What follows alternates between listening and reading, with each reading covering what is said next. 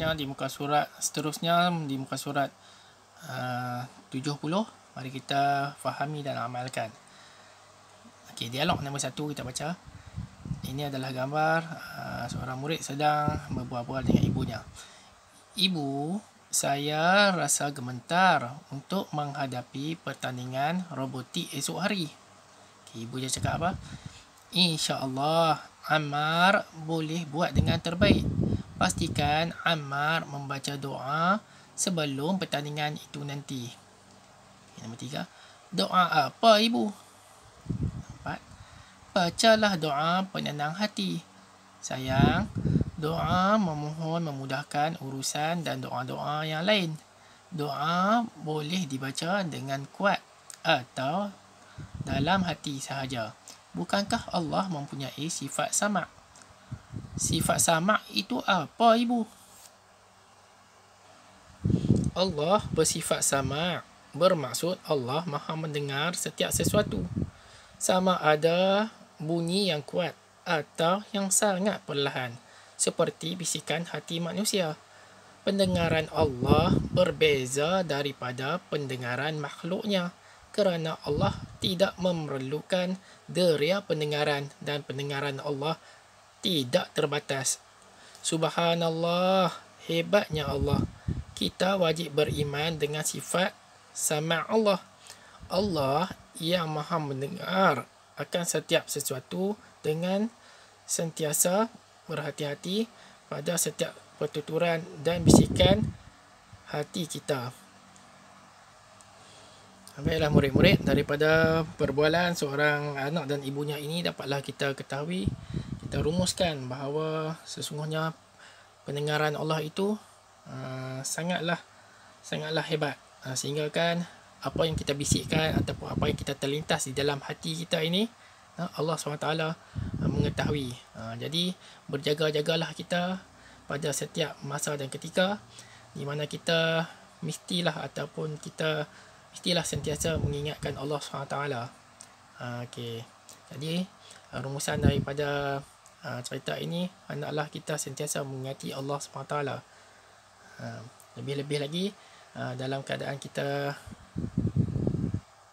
di dalam kita bekerja ataupun kita bermain ataupun kita duduk saja, banyaklahkan kita untuk mengingati Allah SWT.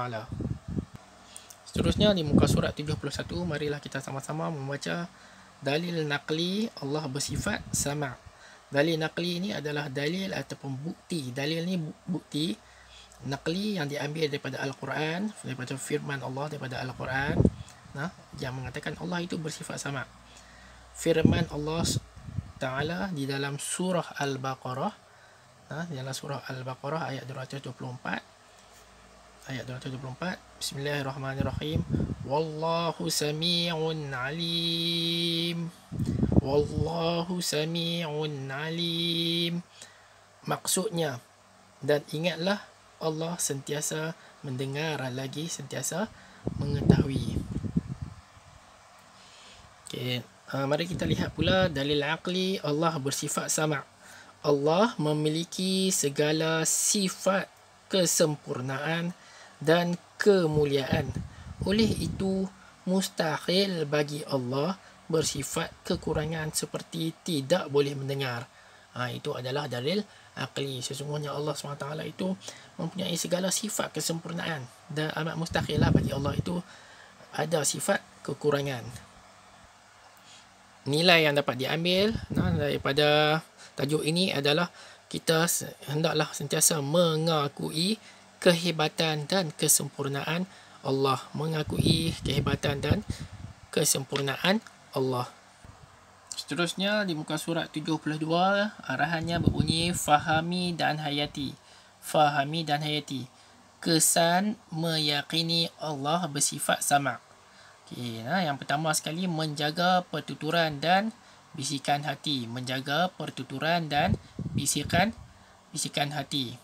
Okay, seorang murid ni dia sedang belajar. Astaghfirullah, cikgu pesan jangan merungut walaupun dalam hati. Okay, kita ingatkan sini, kalaulah cikgu bagi kerja kepada kita buat kerja sekolah, banyak sikit, janganlah kita suka merungut.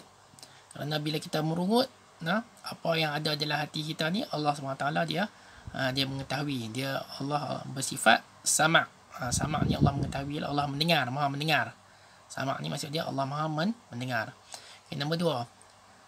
Sentiasa berdoa memohon pertolongan Allah. Sentiasa berdoa memohon pertolongan Allah. Okay. Ya Allah, mudahkanlah segala urusanku.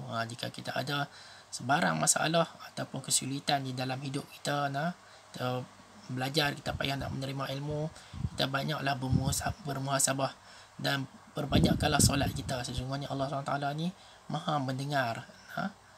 Allah bersifat sama', maha mendengar. Allah akan memudahkan urusan hidup kita. Bila kita banyak berdoa, Allah Taala dia memudahkan kita untuk kita mudah belajar, macam tu.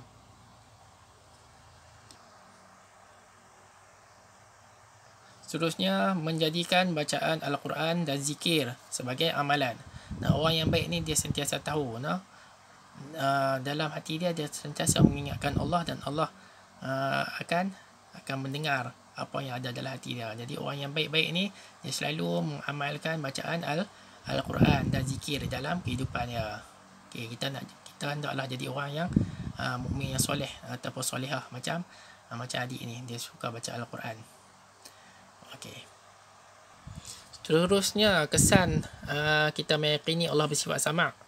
Dia dapat menjauhkan maksiat lidah, seperti mengeluarkan perkataan yang kotor. Menjauhkan maksiat lidah seperti mengeluarkan perkataan yang kotor dan kesat serta mengumpat.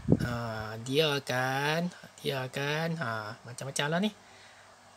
Jadi kalau kita beriman, kita yakin dengan Allah bersifat sama', Allah maha mendengar, dia tidak akan kata pada orang, dia tidak akan menghasut orang.